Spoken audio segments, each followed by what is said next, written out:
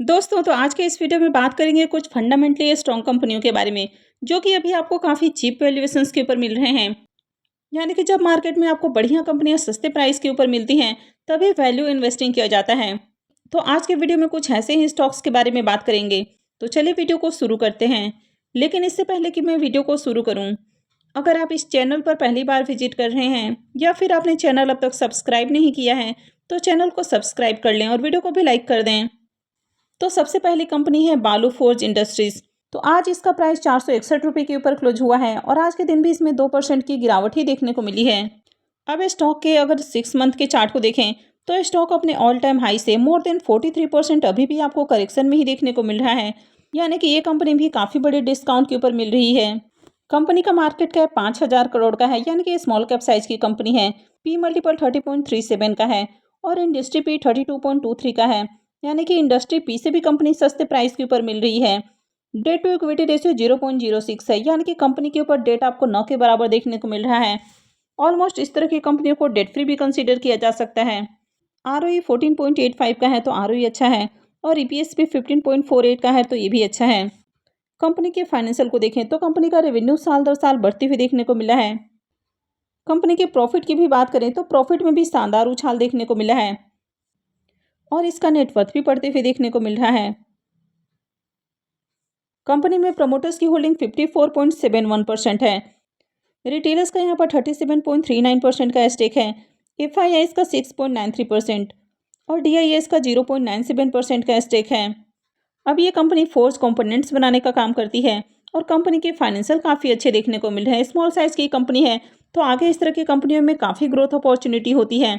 तो ऐसे में अभी कंपनियां सस्ते प्राइस के ऊपर मिल रही है तो बाय करके होल्ड किया जा सकता है। नेक्स्ट कंपनी है गॉडफ्रे फिलिप्स इंडिया। इसके प्राइस को देखें तो वैसे तो कंपनी के जो प्राइस है वो थोड़े से आपको महंगे देखने को मिलते हैं। यानी कि कंपनी का प्राइस 5,264 रुपये का आज आपको क्लोज होते हुए देखने को मिला है और आज के दिन इसमें 3% से ज़्यादा की तेज़ी देखने को मिली है।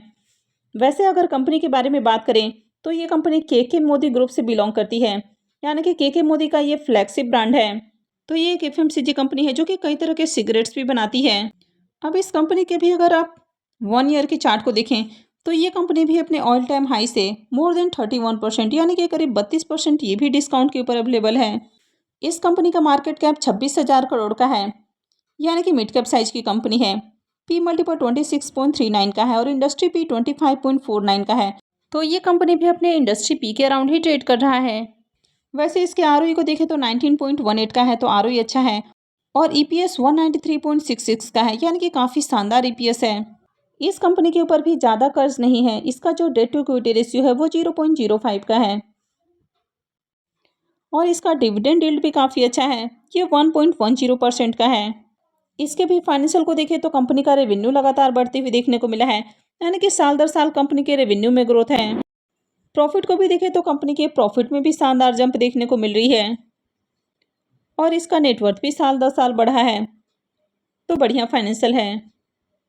इसके शेयर होल्डिंग पैटर्न को देखें तो प्रमोटर्स की होल्डिंग 72.58% का है, रिटेलर्स का 14.80%, FIIs का 10.63%, म्यूचुअल फंड्स का इसमें 1.80% का स्टेक है और अदर डोमेस्टिक इंस्टीट्यूशंस का 0.19%।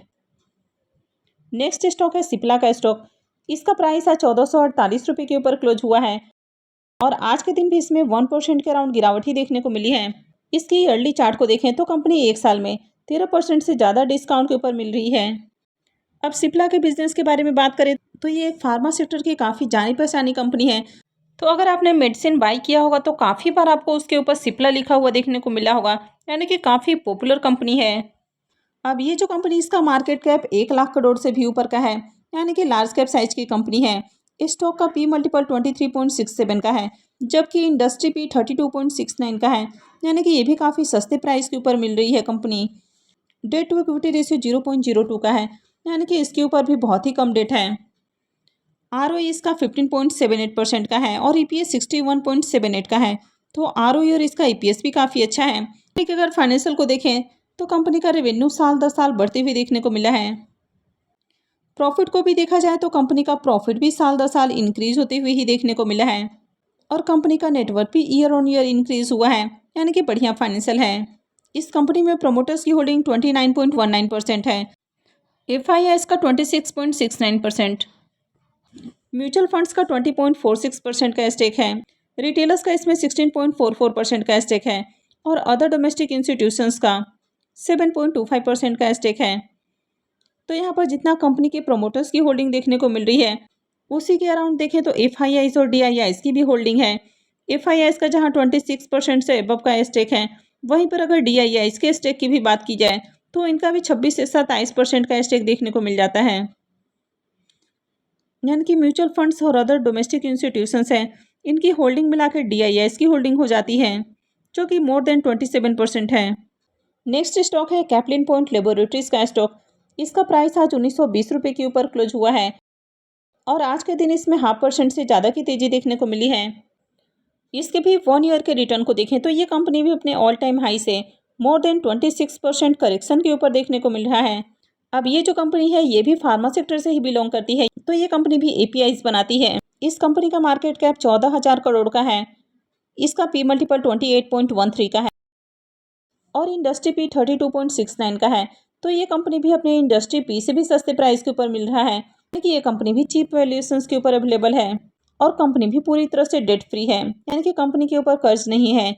ROE 19.41 का है, तो ROE अच्छा है और अर्निंग पर शेयर को भी देखें तो 67.79 का है, तो ये भी अच्छा है। कंपनी के फाइनेंशियल को देखें तो ईयर ऑन ईयर कंपनी का रेवेन्यू इंक्रीज हुआ है।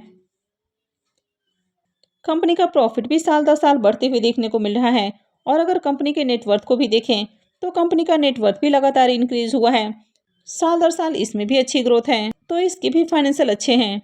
इसमें शेयर होल्डिंग पैटर्न को देखें तो प्रमोटर्स की होल्डिंग 70.58% का है, रिटेलर्स का 22.47% का स्टेक है, FIIs का 4.86%, म्यूचुअल फंड्स का यहाँ पर 1.86% का स्टेक है और अदर डोमेस्टिक इंस्टीट्यूशंस का 0.25% का स्टेक है।